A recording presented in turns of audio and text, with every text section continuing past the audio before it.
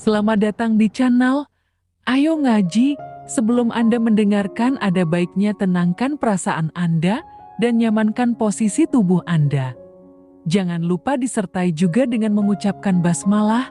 Selamat mendengarkan. Kita melihat dengan apa? Mata. Mendengar dengan telinga. Berbicara itu yang kita kenal. Sebetulnya kita melihat itu bisa melihat dengan pikiran, bisa melihat dengan hati, bisa melihat dengan mata, dan bisa melihat dengan ruhani. Mana yang lebih tepat penglihatan kita? Ternyata bukan dengan mata, tapi penglihatan hati. Lebih akurasinya lebih tinggi. Bahkan oleh Allah Subhanahu wa Ta'ala dijamin kalau yang melihat itu hati tidak bisa dibohongi.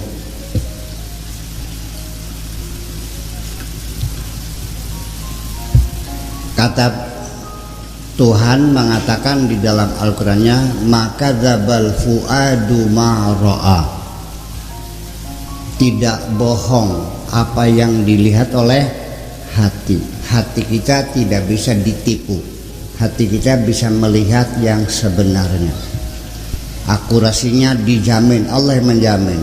Kalau kamu melihatnya dengan hatimu, maka penglihatanmu tidak bisa dibohongi. Akan tetapi ketika melihatnya dengan mata, sering nggak anak-anak melihat sesuatu ternyata tidak betul penglihatannya? Sering nggak mata kamu kebobodok? Pernah nggak melihat orang yang kelihatannya kayak orang alim, orang soleh, ulama besar, ternyata penipu? Pernah nggak? Ini mata yang melihat. Asal pakai jilbab kan gitu, sama bawa tasbih, dikiranya imro'ah solihah, ternyata pelacur gedean. Mungkin nggak? Sering. Itu mata kita sering dibohongi. Jangan lagi mempercayai penglihatan mata kita. Kita pernah tertipu sekali oleh orang. Mungkin gak kita ketipu lagi oleh orang itu kedua kali? Nggak bisa. Udah, sekali ketipu untuk selamanya kita tidak percaya lagi. Tetapi ketika penglihatan mata kita yang tertipu, kita masih ngotot bahwa saya melihat sendiri. Pernah gak dengar berita bohong? Masih dipercaya juga telinga kamu? Nah, ini persoalannya. Jadi oleh karena itu, malam ini saya ingin mengajak kita melihat dengan sesuatu yang lebih pasti, yaitu bagaimana hati kita bisa melihat.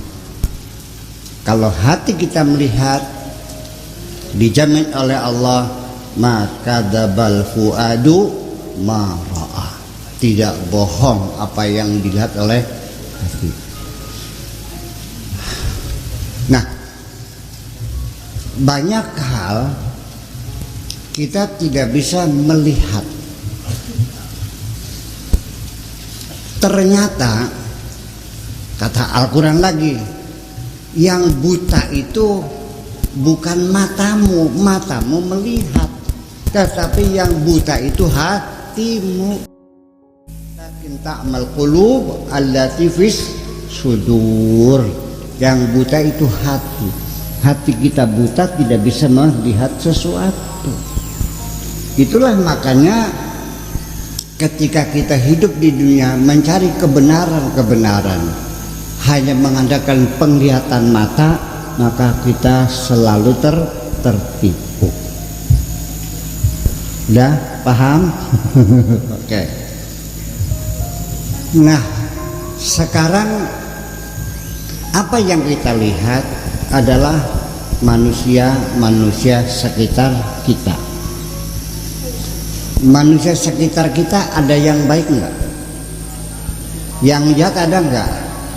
Yang jujur, yang tukang bohong, yang suci, yang tukang melacur? Bisa enggak dilihat dengan mata kejujuran orang? Saya lihat dengan mata, dilihatnya dengan hati. Bisakah kesolehan orang dilihat dengan mata? Nggak bisa. Dengan apa melihatnya? Dengan hati. Nah, kita hati dulu. Nanti ada yang lebih canggih lagi, ruhani kita yang melihat. Ya. Nah, bapak-bapak dan ibu-ibu sekalian, kita melihat di wajah orang ini. Kalau kita melihatnya dengan mata, maka yang terjadi pasti kita umpamakan kita melihat seorang perempuan yang cantik jelita. 1, 2, 3, 4, 5, 6, 7, 8, 9, 10, 11, 12 orang.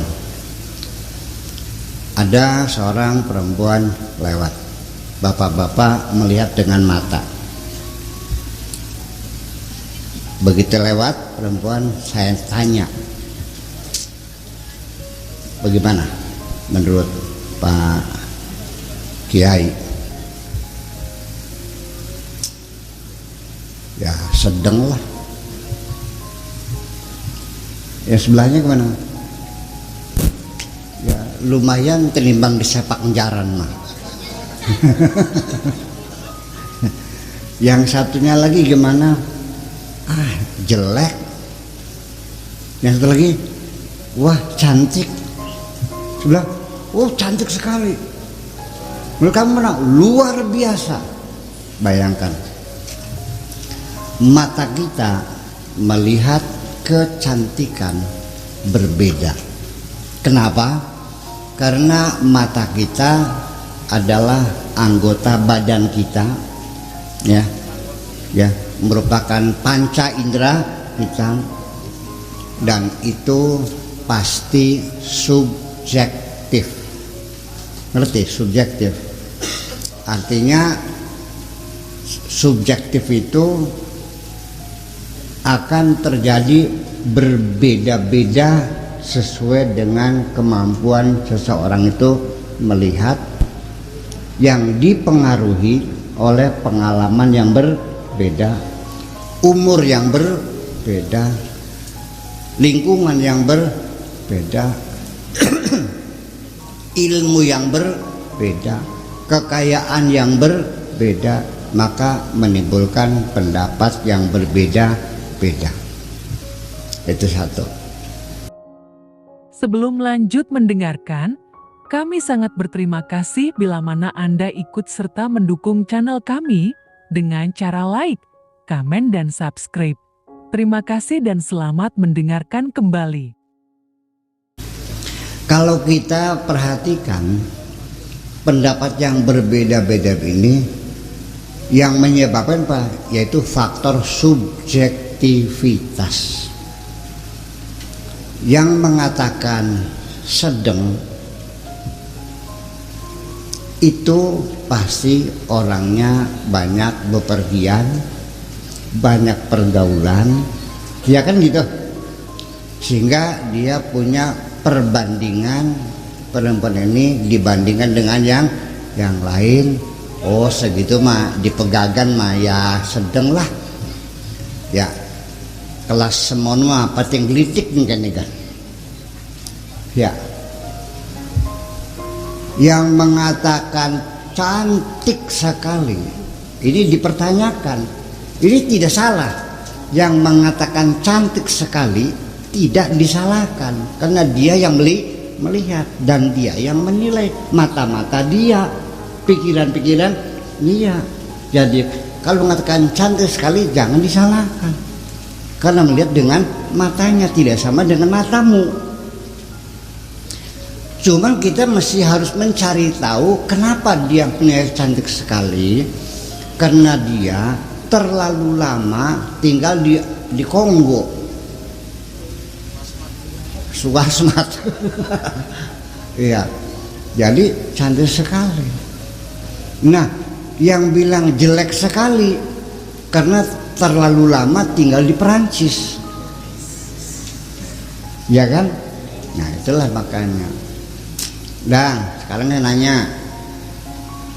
saya pinter nggak? Lah tergantung nantinya.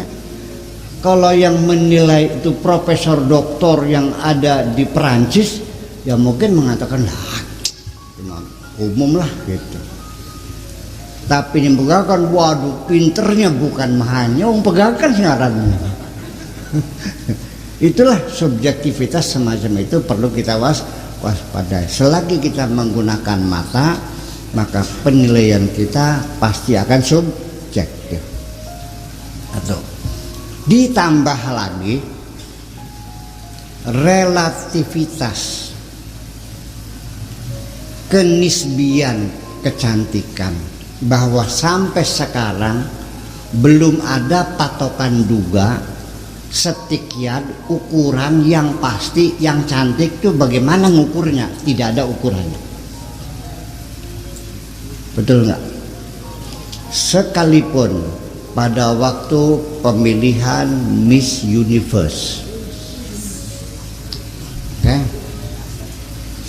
apa Miss Universe itu? Ratu kecantikan dunia. Itu setiap saat ada pemilihan, dan itu jurinya itu adalah orang-orang ahli semuanya, kaliber dunia. Kemudian aturannya ada, jadi poin-poin kriteria-kriteria yang menjadi bahan penilaian ada 3. Nih, sudah tahu. Ada 3 kolom penilaian. Itu disebut dengan triple B. Triple B. B itu behavior, tingkah laku, sopan santun, penampilan, behavior. Kemudian yang kedua brain, kecerdasan otaknya. Yang ketiga baru beauty, kecantikannya. Yang behavior ukurannya adalah bagaimana cara dia berjalan, ya, apa jalannya digasruk dah. Ya, apakah matanya tilang-tilong barangkali, apa digeol-geol, ya kan begitu. Nah, cara berjalan yang paling bagus seperti jalannya entong.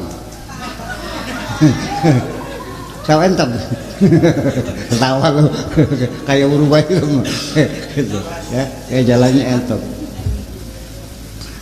Oke, itu dari sisi behavior. Ada ukuran standarnya. Kemudian dari ukuran brain, kecerdasan, pengetahuan bahasanya, pengetahuan umumnya, kita geografis, sejarah, antropologi, semuanya kecerdasannya. Jadi bukan hanya cantik aja. Ratu kecantikan dunia itu bukan hanya cantik bodinya saja, bukan hanya wajahnya saja, tapi juga otaknya cerdas, perilakunya juga bagus, ya, dan juga begitu kepada beauty ada ukurannya.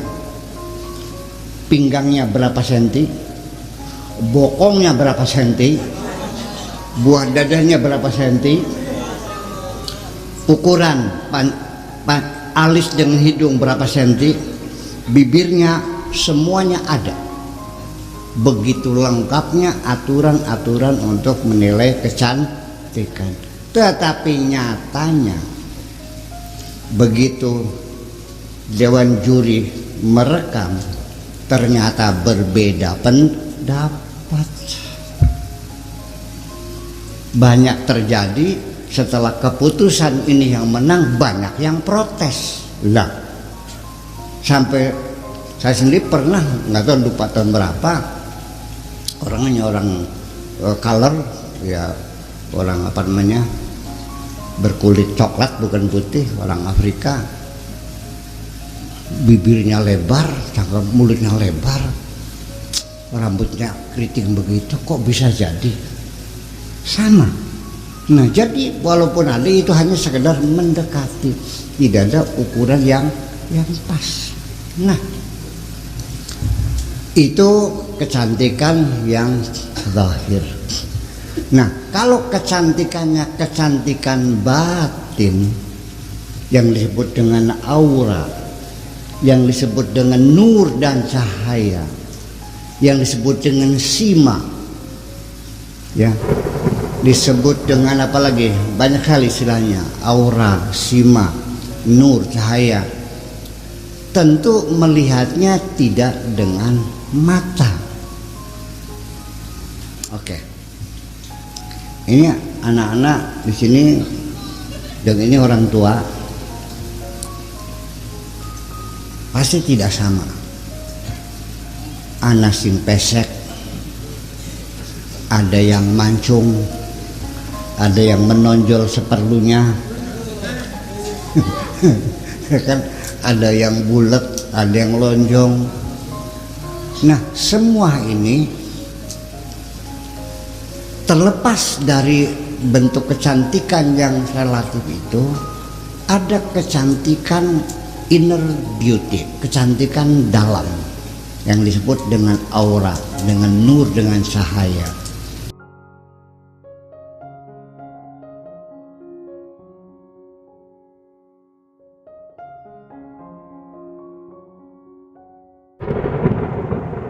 Anda telah mendengarkan hingga selesai.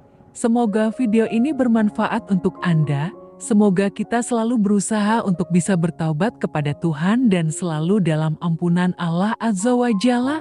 Terima kasih. Bagaimana caranya kira-kira selesai bulan puasa, semangat ibadah kita dua kali kita hati kita menjadi pada fase berapa nih? Kepedulian sosial terus